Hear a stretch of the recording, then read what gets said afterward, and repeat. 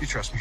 I do. And to not die trying would be nice. Endgame. What's up, everybody? Hey, welcome to Critic Mode. Like I said, everyone seeing Avengers Endgame. I saw it last night. I'm impressed about certain things of the movie. I'm not impressed by the whole entire movie. The movie's not bad, to get me wrong. The movie's all that in a bag of chips. But there's some things that I have questions. There's some things that I think we all have questions on. And at the same time, I'm, still going over in my mind, should I go back and see the stuff that I missed or the stuff that I need to get more clarity on? So the movie's great. I like it. It's a great conclusion to the Infinity Saga. It's awesome. I like the ideas. I like the way some of the character arcs went. Maybe some new character arcs got started. I'm a big fan of time travel. If you don't know anything about me, I love time travel stories, quantum physics. I love everything about time travel. Back to the Future is one of my favorite movies. Time Cop, all these things. They mentioned that in the movie. Just a review over certain things. So right now, each category I'm going to hit, because I'm not going to be long, but each category I'm going to hit the success financially, the plots, characters, the emotion, and let's talk about financial success. Success-wise, we all know what the movie's doing worldwide. We see it. And, we see the crushing records. We see everything during the week right now. 37 on Monday, 33 yesterday, Tuesday. Today, Wednesday, predicted to make 37. Tomorrow, would never know where this movie gonna make. Probably between 30 again. By the time it hits Friday and the weekend, it should be already up to 500 million. And then it's predicted by the source. This is where my source is coming from, Deadline.com. From Scott Middleton. I like his articles. He's predicting 180 to 200 million opening week. Second weekend. So that's crazy. And if it hits 200 million, my mouth gonna drop even more. And if it makes 180, it's gonna drop too. But it's crazy right now what this movie's doing. The hype level, I see the hype. I see why the hype is there. Trust me, the movie's great. It's not great. It's good. It got flaws. Every movie has flaws. But remember, that's why they call me critic mode. I'm a critic. So I saw a lot of things that they could have did better. I saw a lot of things that they could have explored more. At the same time, the time travel art was awesome in this movie. That's what really got my attention. The movie was 3 hours some change, but with the financial success, it could have been 4. I think it still made this money if it was 4 hours. The amount of money is already surpassing almost 1.5 billion as we speak. By tonight, it should be almost up to 1.7, going on to 2 billion.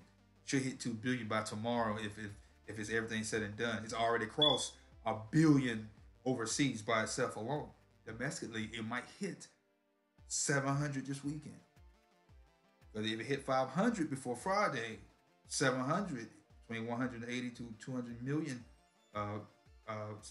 it's crazy, guys. So I financial success, man. We never saw a movie like this. Never seen a movie like this. Now, Avatar had legs. Avatar was lengthy. It didn't start off like a blockbuster hit. And not compare Avatar's success to this, but I am, because Avatar is the measure, because it hit 2.7 billion worldwide. And then look at the money made, 700 some change domestically. Now, Star Wars: The Force Awakens, that's the only one that this movie really got to chase domestically in the United States and Canada, but over I think worldwide, billion wise, it's going to surpass The Force Awakens, 2 billion. I think 2.03.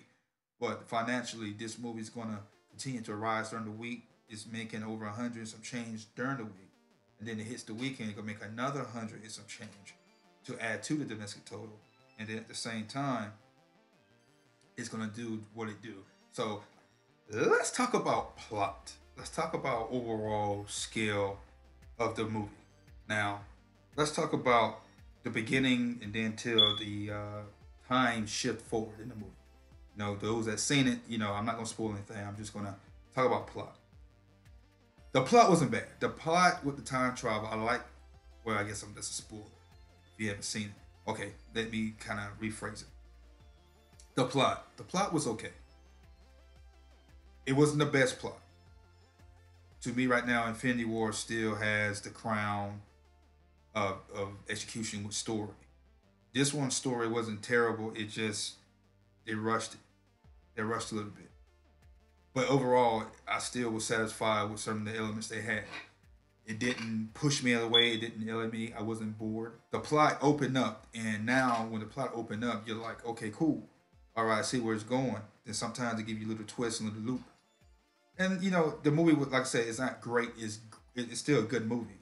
I recommend it to anyone, any fan. But the plot sometimes had me going, okay, why? Like to be early. Let's talk about the beginning. Beginning just was so fast. You know, it didn't really build up to nothing. We know what's going to happen. Or actually did. But when it started, you're like, okay. And then the part that they make you go, what? That was fast. And here we go. Then here comes the movie just started. Then it started off slow, and then it picks up, picks up, picks up. Then he went on for a little roller coaster ride, right?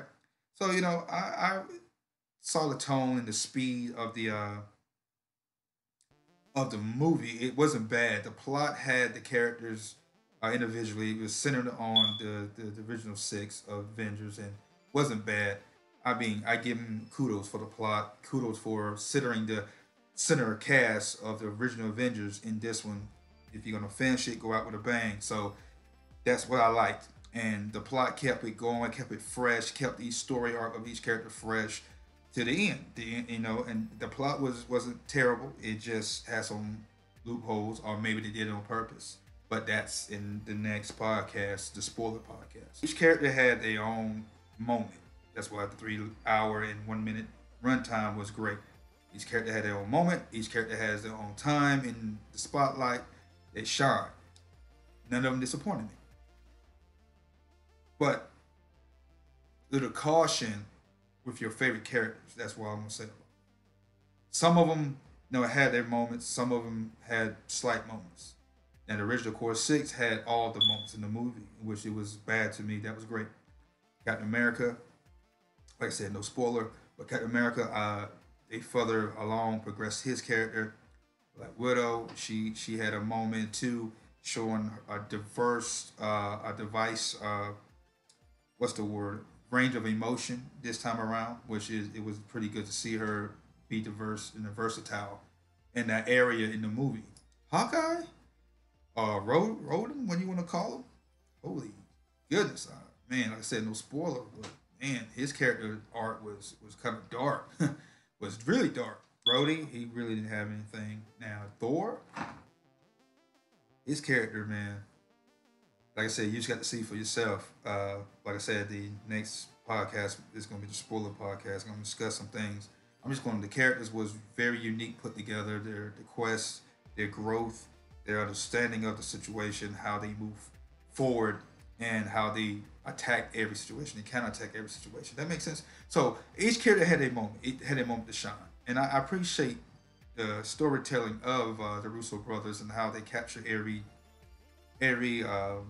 aspect of each character and the impact that the snap had, on each character and the impact of the people in their lives.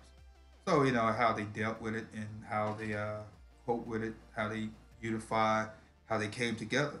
So it was a great message in the movie as well.